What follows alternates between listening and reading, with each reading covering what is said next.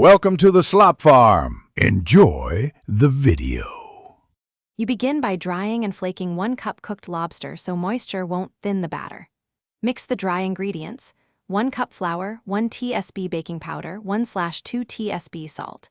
In a separate bowl, whisk 2 eggs, 2 tablespoon mayonnaise, and 1/3 cup milk until smooth. This creates structure and fat for crispness. Once done, gently fold the lobster into the wet mix so you keep chunks intact. Make sure to avoid overmixing. That preserves light fritters. You now heat neutral oil to 350 degrees, 375 degrees, because that range gives a golden exterior while cooking the interior. Test a small drop of batter. It should sizzle and rise. Use a spoon to portion about 1/2 tablespoon each so fritters cook evenly. Make sure not to overcrowd the pan or oil temperature will fall.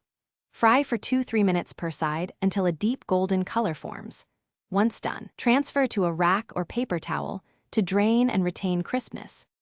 You finish by serving fritters hot with an acidic counterpoint like lemon or a simple dip. 1 part mayo to 3 parts hot sauce, because acid brightens richness. If making multiple batches, keep them warm in a 200 degrees oven on a rack to prevent steaming. Troubleshoot sogginess by briefly refrying for 30 to 60 seconds at a slightly higher temperature or bake at 425 degrees for 5 to 7 minutes to restore crunch. Make sure to watch closely so you don't overbrown.